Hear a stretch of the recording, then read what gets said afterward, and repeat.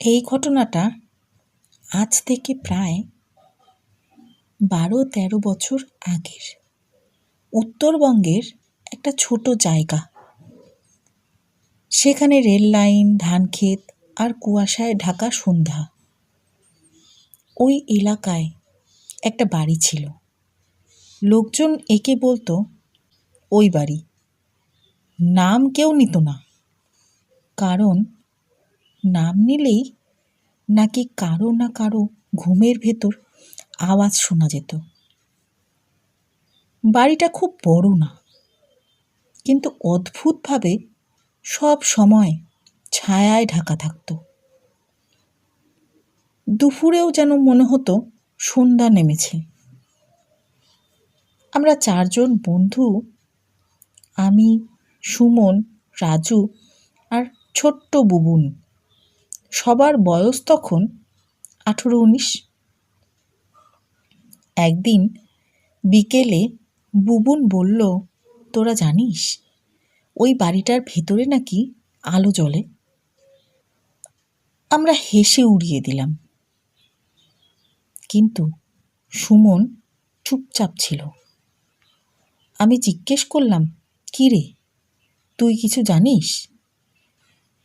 সুমন ধীরে বলল, আমার মামা বলেছে ওখানে কেউ থাকে না, কিন্তু মাঝে মধ্যে পায়ের শব্দ শোনা যায়। সন্ধ্যা নামছিল। জায়গাটা একদম ভয়ঙ্করভাবে অন্ধকার ছিল। কুয়াশা নামার আগেই আমরা ঠিক করলাম আজ ওখানে যাব। শুধু সামনে দাঁড়াবো, কিন্তু ভেতরে ঢুকবো না।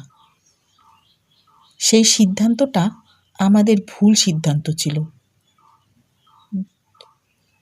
সেটা আমরা তখন বুঝতে পারিনি। যেটা আমাদের সবথেকে বড় ভুল হয়েছিল। এরপর আমরা বাড়িটার সামনে গিয়ে দাঁড়ালাম। রাস্তাটা সরু, ডান দিকে শ্মশানের পথ, বাঁ দিকে জঙ্গল। বাড়িটার সামনে পৌঁছতেই হঠাৎ চারপাশের শব্দ থেমে গেল।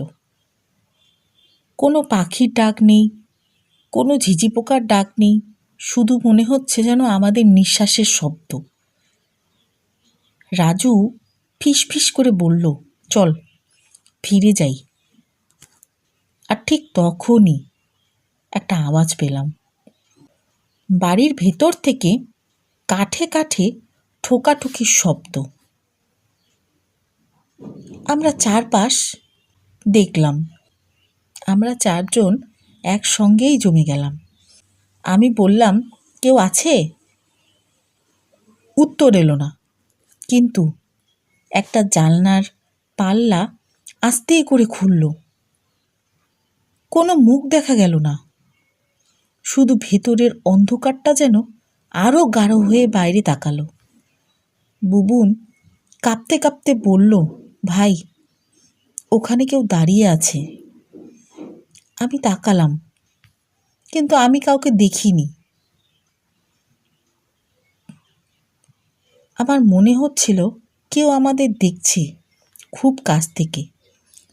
ঠিক তখনই পেছন থেকে একটা গলা, এত রাতে এখানে? আমরা 4 জন একসঙ্গে থমকে ঘুরে দাঁড়ালাম, কিন্তু পেছনে কেউ ছিল না।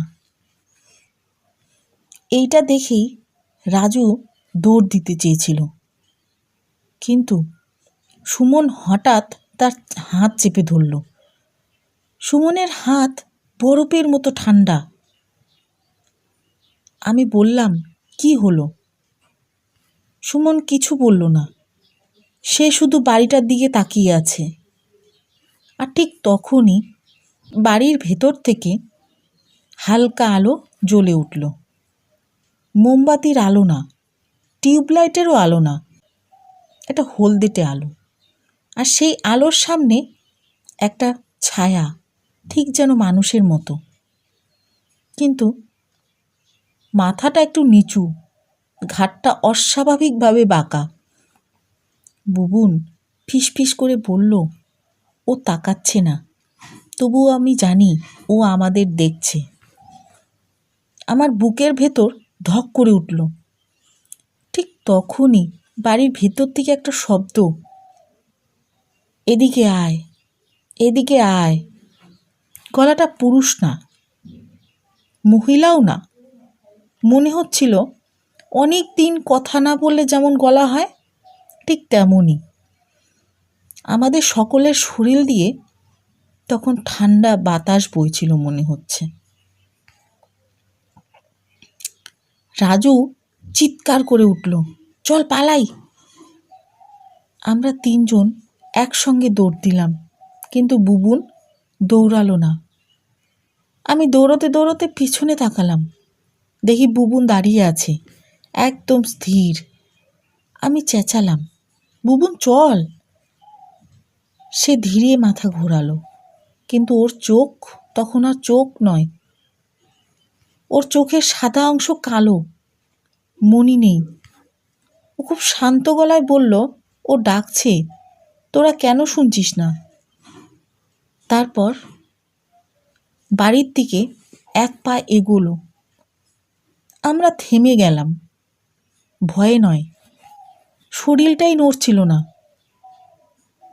হঠাৎ একটা ঠান্ডা বাতাস এলো, ভীষণ ঠান্ডা। আর সেই মুহূর্তে বাড়ির দরজা ধপাস করে একসাথে বন্ধ হয়ে গেল, আলোটাও নিভে গেল, বুবুনও আর দেখা গেল না। আমরা চিৎকার করছিলাম, গ্রামের লোকজন দৌড়ে এসেছিল, কিন্তু বাড়ির দরজা খোলা ছিল, ভেতরে কিছুই ছিল না, শুধু মেঝেতে 4টে ভেজা পায়ের ছাপ ছিল। 3টে তো আমাদের, আর একটায় পায়ের আঙ্গুলগুলো উল্টো দিকে ছিল। এরপরের ঘটনা সবচেয়ে ভয়ঙ্কর, কারণ বুবুন নিখোঁজ হয়নি, সে ফিরে এসেছিল।